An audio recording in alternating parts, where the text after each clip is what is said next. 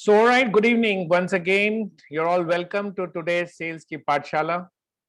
The program is titled Journey from Supplier to Strategic Vendor. And it's a very crucial topic because all of us spend an entire life trying to be a good supplier. But the trick actually lies in trying to be a strategic vendor. So, right at the beginning of the program, let us try and understand what are the three different kinds of supplier that one can be. And if you look at the screen, the blue box denotes the buyer and the red circles denote the suppliers. So if you see in the first option, you have a big buyer and you have four small suppliers, right? And that is what we call, it's written here, suppliers. Then in the second option, you have a big buyer and you have four suppliers, but now one out of the four, that is S1, is a bigger party. So if you see the size of circle S1 is bigger than S2, S3 and S4. So this is what we typically call major supplier and other suppliers. So in this particular case, S1 is the major supplier and S2, S3, S4 are other suppliers. The option 3, if you see the other suppliers have all gone, there is one buyer and there is a strategic vendor. And if you see the relationship between the two is very much into each other. In the first option and in the second option, they are not a subset of the buyer. But if you see the third option, a strategic vendor, he's very much a part of the buyer, right? So at the onset of the program, it is very important for us to understand the difference between a supplier, a major supplier, and a strategic vendor. And believe me, you cannot become a strategic vendor by giving a better price or better quality. And that's exactly what we are going to learn in today's program, that what exactly do you need to offer to the client to be able to become a strategic vendor. And that's what makes today's program interesting. Lot of us in sales invest an entire life trying to become a major supplier from a simple supplier. लेकिन ये रास्ता ही गलत है दोस्तों. अगर हम supplier का रास्ता चुनेंगे तो ज्यादा से ज्यादा मरने के पहले मेजर सप्लायर बन जाएंगे. बट मेजर सप्लायर या सप्लायर में कमाई नहीं है. There is no profitability, there is no enterprise, there is no business. All of us must understand what does it take to become a strategic vendor. And hello friends, you're once again welcome. That's exactly what we are trying to learn in today's Sales Ki Pathshala. All right. So initially, let us try and understand where are you on this continuum. ये देखिए एक continuum है और if you see at this end of the continuum, there is tactical relationship based on periodic transactions. मतलब एक रिश्ता है, हमारा एक कस्टमर के साथ रिश्ता हम तय कर लेते हैं, एक रिश्ता बना लेते हैं और टैक्टिकली कभी प्राइस कम कर देते हैं, कभी क्वालिटी कम कर देते हैं, कभी कुछ और सांभर में पानी मिलाते रहते हैं और जो दाम सही मिलता उस दाम में बेच देते हैं. So that is the lower and, जहां की आप सप्लायर कहलाएंगे और देखिए इस तरफ आप स्ट्रैटेजिक वेंडर कहलाएंगे जहां की ये 4-5 पायदान चढ़ने पड़ते हैं. सो from a local facility service provider, you become a business infrastructure service provider, and then you get into product components, then you use technology and so on and so forth.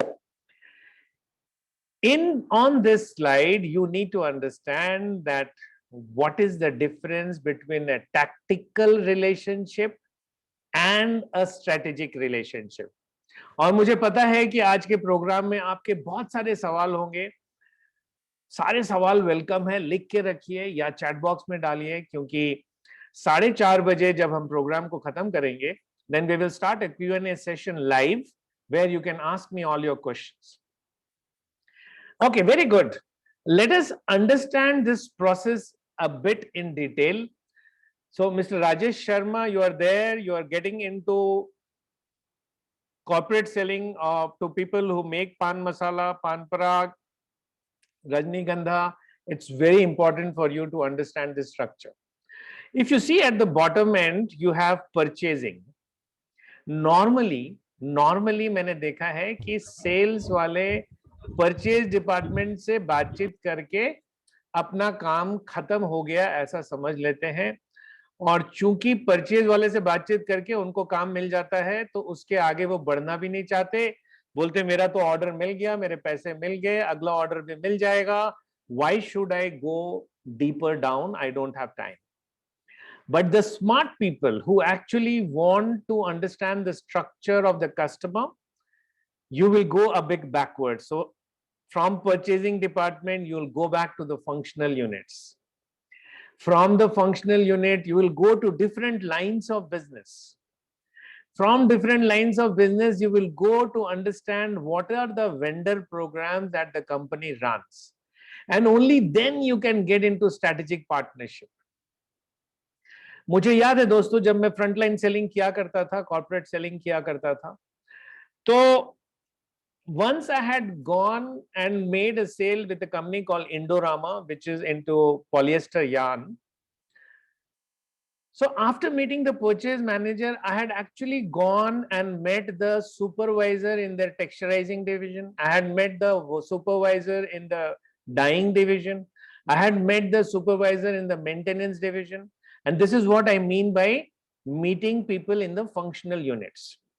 Now, you may ask me that, Sanjay, what was the need for you to go and meet the boiler manager?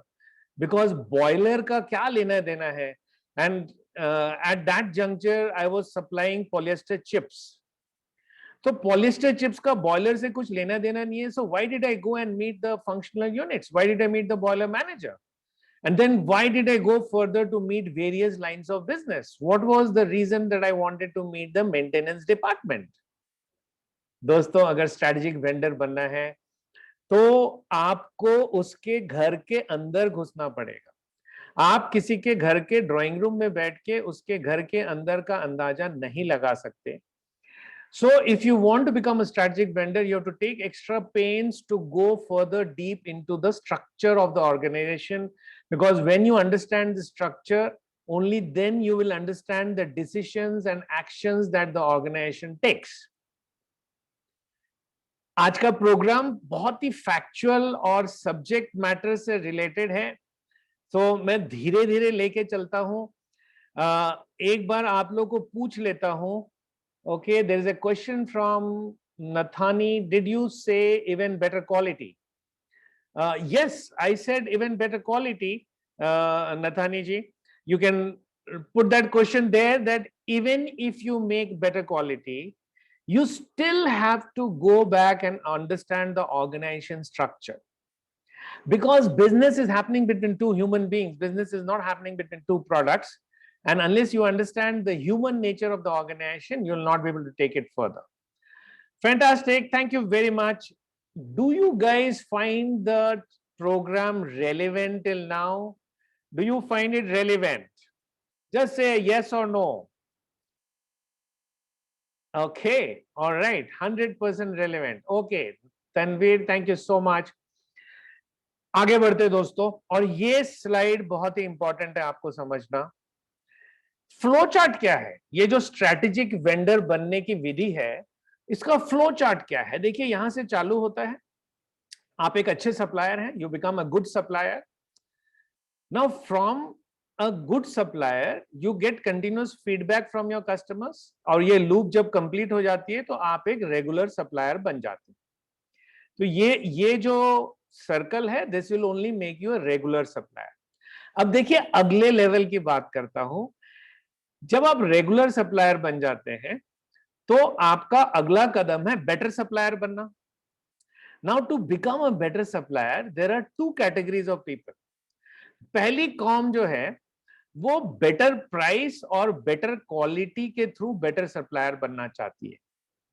I repeat, there is one category of business people who try to become better suppliers by giving a better price or better quality. I don't belong to that category. There's a second category of business people who create the right price and right quality. देखिए फर्क है दोनों में दोस्तों.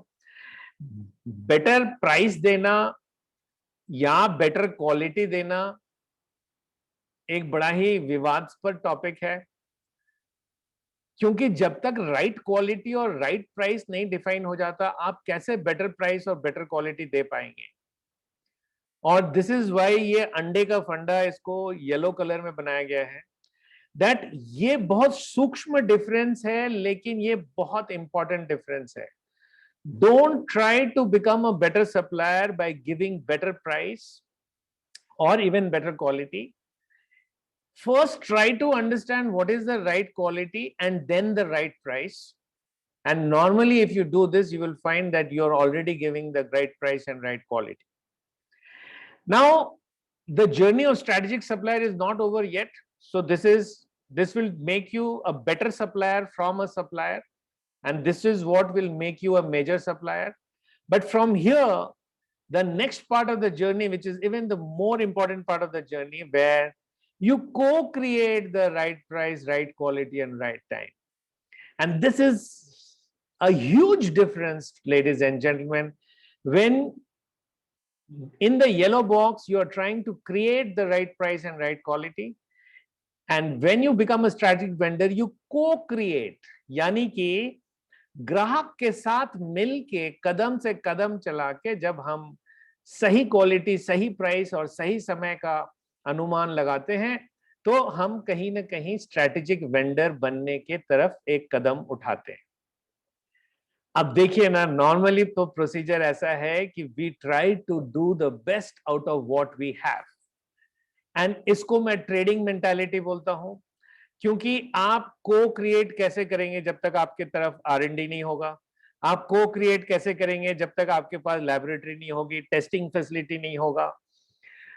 तो जो pure trader होता है वो मेजर सप्लायर में आके रुक जाता है, वो येलो बॉक्स के आगे नहीं बढ़ सकता. So if you are a good company and if you have invested into R&D facility, if you have invested into testing facility, only then you can move forward to become a strategic vendor.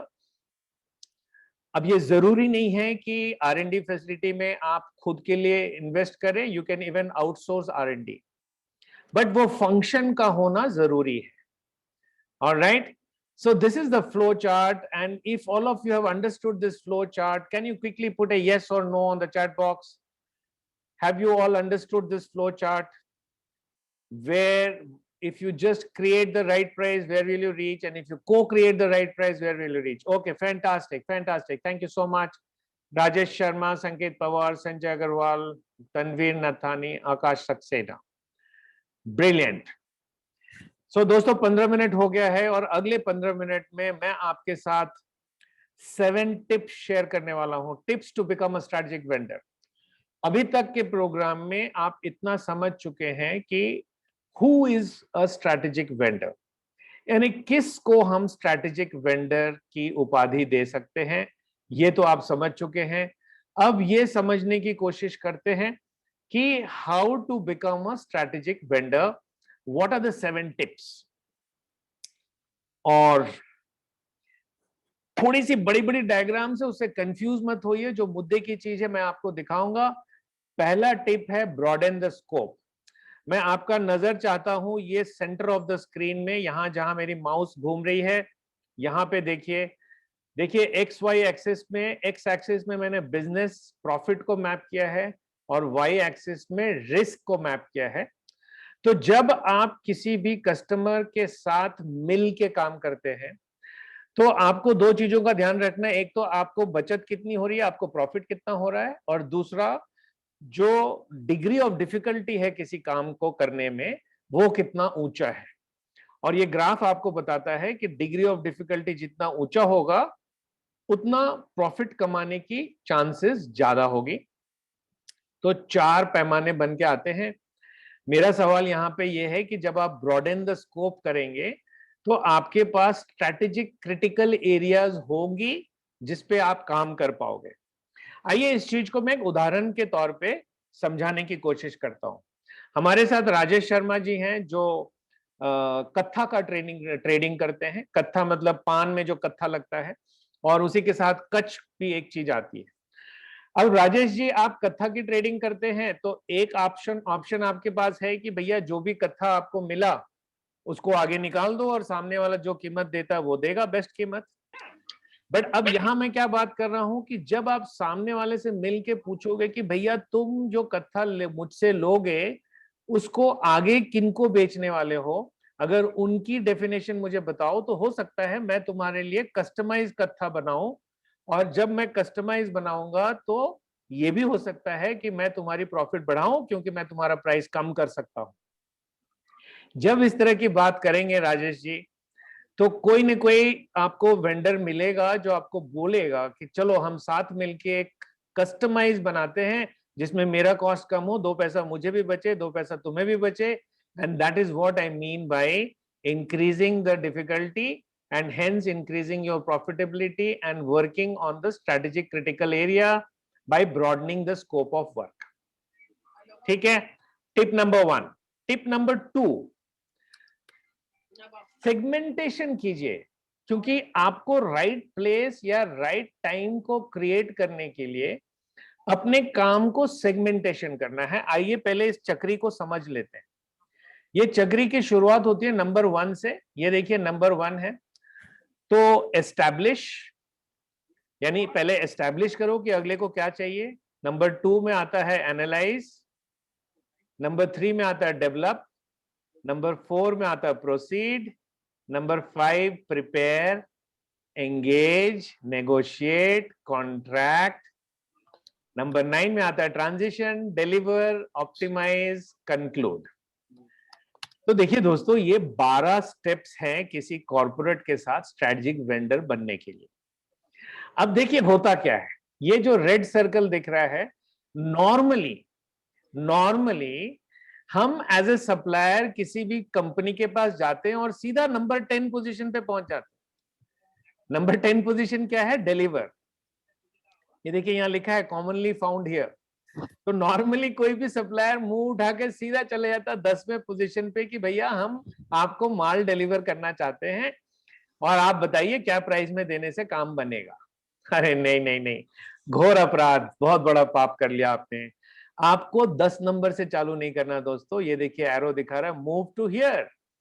आपको पहले वाले circle पे जाना है, यानी कि ये जो 1 2 3, तो एक एस्टैब्लिश तो चलो ठीक है, एनालाइज भी ठीक है, ये डेवलप वाले पॉइंट से स्टार्ट करना है कम से कम। आइडियली तो आपको 1 नंबर से स्टार्ट करना चाहिए, लेकिन कम से कम 3 नंबर से स्टार्ट करेंगे और विधिवत आगे बढ़ेंगे, तभी जाके हम डिलीवर पोजीशन पे पहुंच पाएंगे। This is one of the reasons why all of us are not able to do corporate selling. This is one of the reasons why all of us are not able to deal with OEMs, because this is the process that an OEM requires. And unfortunately, we don't understand it. हम सीधा मुंह उठा के 10वें position पे पहुंच जाते हैं और हमें लात मार के बाहर निकाल दिया जाता है, और हमें लगता है कि शायद हमारी अंग्रेजी कमजोर है इसीलिए हमें घुसने नहीं दिया जा रहा, बट ऐसा नहीं है दोस्त। So that is tip number 2. Now coming to tip number 3. Apply the 3 P's. क्या है 3 P? Progressive value, productive value and protective value. जब तक हम अपने ग्राहक को ये तीनों वैल्यू नहीं देंगे, तब तक हम ग्राहक के स्ट्रेटेजिक वेंडर नहीं बन सकते। Now we need to understand that how do I give progressive value? तो नॉर्मली दोस्तों, जब हम इन 3 लफ्जों में से किसी एक का इस्तेमाल कर पाते हैं कि अगर आप मुझसे डील करोगे तो आप फर्दर अप जा सकते हो, या आप स्मार्टर वर्किंग में जा सकते हो, या आप रिस्पॉन्सिबल वर्किंग में जा सकते हो, that is known as progressive value. There is something called, आप देखिए प्रोग्रेसिव वैल्यू, आजकल जितनी भी मॉडर्न जनरेशन गाड़ियां हैं, they are all saying that we provide green energy, यानी हमारे साइलेंसर से जो धुआं निकलता है वो एनवायरमेंट फ्रेंडली है। तो ये प्रोग्रेसिव वैल्यू रिस्पॉन्सिबली इसके ऊपर इंगित करता है। सो प्रोडक्टिव वैल्यू मतलब जब आप अपने ग्राहक को बोल सकते हैं higher, faster, cheaper, better, easier, जब इस तरह के लफ्जों का इस्तेमाल कर पाएंगे तब आप बोल सकते हैं कि मैं आपको प्रोडक्टिव वैल्यू दे पा रहा हूं. And when you're able to make your customer use of words like stronger, safer, smoother, then you can make use of the same that you are giving protective value. अब देखिए, अंग्रेजी के शब्दों का game नहीं खेल रहा हूं मैं यहाँ पे. मैं बताने की कोशिश कर रहा हूं कि जब तक आप 3P वैल्यू जब तक आप कस्टमर को नहीं दे पाएंगे, आप स्ट्रेटेजिक वेंडर की डायरेक्शन में काम नहीं कर पाएंगे. Tip number 4, evaluating people. And this is very very important friends. मैंने अपनी पूरी जिंदगी, पूरे कैरियर में ये देखा है कि फाइनल तवज्जुह जो है वो व्यक्ति को दी जाती है, ना कि प्रोडक्ट को या प्राइस को. फाइनल तवज्जुह दिया जाता है. अगर मान लीजिए दो कंपटीटर्स है, दोनों की प्रोडक्ट एक जैसी है, दोनों का ब्रांड एक जैसा है, दोनों की कंपिटेंसी, दोनों का वैल्यूएशन एक जैसा है, फाइनली ग्राहक देखता है कि यार आदमी किसके पास ज्यादा अच्छा है, राइट? तो एज अ सप्लायर आपको इस बात पे बहुत जोर देना है शुरुआत से. नॉर्मली हम इसको बहुत अंडरमाइन कर देते हैं. भारत में तो ऐसे भी हम आदमी को फाइली के भाव गिनते हैं. But you have to continuously keep on reiterating to your customer that we have the right set of people.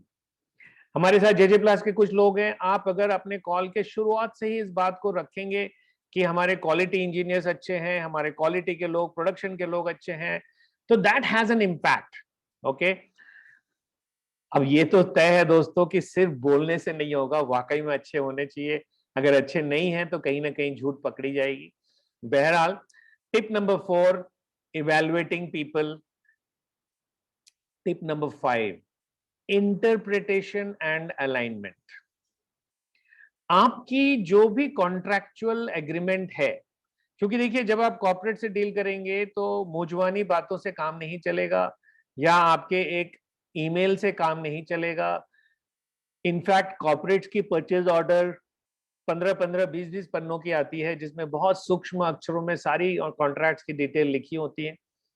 तो what are your contractual obligations, you will have to specify very well. मैं बहुत सारे small and medium enterprise को जानता हूं जो बोलते हैं कि संजय हमें कॉर्पोरेट ऑर्डर मिलती नहीं है. और जब मैं बोलता हूं आपकी स्टैंडर्ड ऑफर दिखाओ, तो बड़ा सादा सा एक पन्ने का, वो भी बड़ा मुश्किल से एक पन्ने का उनका प्रपोजल होता है. देखिए, जब आप किसी कॉर्पोरेट से डील करते हैं तो आपने अपने काम को कितनी सूक्ष्मता से देखी है, ये दिखता है आपके प्रपोजल में. जब आप अपने प्रपोजल में सिर्फ लिखते हो कि my per kilo cost is 700 rupees and I can supply you 20 tons, तो पता चलता है कि आप पान दुकान के प्रवृत्ति से बात कर रहे हो, आप एक दुकानदार की तरह बात कर रहे हो, आप एक स्ट्रैटेजिक वेंडर की तरह बात नहीं कर रहे हो. तो यहाँ पे टिप नंबर 5, मैं आप लोग को गुजारिश करूंगा कि कुछ मल्टीनेशनल ऑर्गेनाइजेशन के परचेज ऑर्डर को देखिए. मसलन Mobil, Schneider Electric, Rank Xerox, ऐसी तमाम जो मल्टीनेशनल कंपनियां हैं, उनमें से किसी एक कंपनी की परचेज ऑर्डर को डाउनलोड कीजिए इंटरनेट से. कम 25-30 पन्नों का होता है. उसको थोड़ा देखिए, बारीकी से देखिए. आपको समझ में आएगा कि यार जो आदमी बिजनेस के बारे इतने तह तक सोच सकता है, वो कितने तह तक जाके काम करवा सकता है. So that's my tip number 5. Start looking at every minute aspect of your business and make your customer realize that you understand the finer nuances of business. Otherwise, the customer will feel that you are just a petty trader and will not even entertain you. My tip number 6, performance managing outcomes. Tip number 3 में हमने 3 P's की बात की थी, progressive, productive and protective. Tip number 6 में उन्हीं 3 P को manage कैसे करेंगे आप, क्योंकि प्रोग्रेसिव वैल्यू तो दे दिया हमने, लेकिन उसकी वैल्यू की आउटकम को कैसे मैनेज करेंगे. ये देखिए कुछ तरीके हैं: customer engagement strategy, campaign events, innovation pipeline performance, SOPs, training and education. तो जैसे तनवीर जी हमारे साथ में है प्रोग्राम में. तनवीर जी हाई क्वालिटी ग्लास को इंपोर्ट करते हैं और उसकी ट्रेडिंग करते हैं और बड़े बड़े ग्राहकों को ग्लास देते हैं. अब तनवीर जी, अगर ये सवाल आप खुद से पूछेंगे कि प्रोग्रेसिव वैल्यू आप देते हैं क्या, और मान लीजिए जवाब है कि हाँ जी देता हूं, प्रोडक्टिव वैल्यू भी देता हूं, प्रोटेक्टिव वैल्यू भी देता हूं, चलो मान लिया देते हैं, लेकिन अगर पलट के मैं सवाल किया कि प्रोग्रेसिव वैल्यू जो आप देते हैं उसके आउटकम को कैसे मैनेज करते हैं, do you have any customer engagement strategy to understand and measure the progressive value that you're offering to your customers? Do you have any pipeline performance innovation methods? Do you have any SOPs to understand whether the statutory warnings are being followed or not? If not, then we'll have to start working on it. So that is my tip number 6, friends. And coming to tip number 7, innovation. देखिए दोस्तों, innovation and creativity तो हर को चाहिए। मैं बहुत ज्यादा अंग्रेजी के बीच में उलझाना नहीं चाहता हूं आपको। I just want you to focus on these is on the top. Envision, engage, evolve, evaluate, execute, earn and embed. देखिए ये 7 पॉइंट्स हैं, और अगर ये 7 पॉइंट्स पे आपका प्लान बनेगा कि आप इन्विजन, यानी आप कैसे इन्विजन करते हैं। मान लीजिए राजेश शर्मा जी हमारे साथ हैं, कत्थे का डीलिंग करते हैं, तो राजेश जी पहले तो आपने इन्विजन किया कि मैं रजनीगंधा के साथ डील करना चाहता हूं। वेरी गुड, आपने एक ओवरऑल स्ट्रैटेजी बनाई, आपने खुद को बताया कि 3P वैल्यूज क्या देना चाहेंगे आप रजनीगंधा को। चलो ये सब थ्योरेटिकल बातें हो गई। अब उसके बाद आपको एंगेज करना है, तो आप मिलना चालू करेंगे रजनीगंधा वालों से, मिल के कलेक्ट आइडियाज, उनसे आइडिया लेना चालू करेंगे। अब धीरे धीरे दिमाग की बत्ती जलेगी और जलते जलते आइडियाज इवॉल्व होंगे, आइडियाज इवॉल्व होके इवैल्यूएट होना चालू होंगे। देखिए शुरुआत में बहुत सारे बल्ब जल रहे थे, धीरे धीरे एक बल्ब जलेगा, और इसी बल्ब को आगे एग्जीक्यूट करना है, और इसी आइडिया से आगे कमाना है, और सिस्टम में इस तरह से एम्बेड कर देना है कि यही हमारे जिंदगी का सार हो जाए आगे। So tip number 7 is innovation. What is your plan? And if you look at it, starts with overall objectives, then moves to seeking suggestions, cleansing suggestions, fit with outcomes, and then moved on to pursued, implemented, realized. तो ये दोस्तों 7 tips है मेरे, और इन 7 tips को अगर मैं nutshell में देखूं तो फर्स्ट टिप था broaden the scope of assessment by the buyer. Simple भाषा में ब्रॉडन द स्कोप का मतलब मार्केट को सेगमेंट कीजिए, और जो डिफिकल्ट जॉब्स बायर के तरफ है उसके तरफ बढ़िए, ताकि आपकी प्रॉफिटेबिलिटी बढ़ेगी। Be found at the right place in right time. जो 3 चक्री मैंने दिखाया था, और नॉर्मली लोग सीधा 10 नंबर पोजीशन पे पहुंच जाते हैं, आपको वो नहीं करना, आपको right place in right time पहुंचना है। उसके बाद टिप नंबर 3 था 3P outcomes, that is progressive, protective and productive. I'm sure all of you have understood it. Tip number 4, flaunt the people factor. बहुत जरूरी है कि हमेशा people पे इंपॉर्टेंस दीजिए, क्योंकि इसी से जंग जीती जाती है। So tip number 5, start reading, understanding and interpreting vendor policy. यानी कस्टमर के तरफ जो vendor policy उसको समझना चालू कीजिए, क्योंकि फाइनली उसी पॉलिसी में जाके फिट होना है हमें। Tip number 6, process to manage outcomes. And tip number 7, what is your plan, which is ambition, engage, evolve, evaluate, execute, earn, and embed. So, ladies and gentlemen, those are the 7 tips of how to become a strategic vendor. Think strategic, behave strategic, be strategic. All the best, ladies and gentlemen, for all those of you who have taken out your time to join me in today's Sales Ki Pathshala. A big thank you to all of you.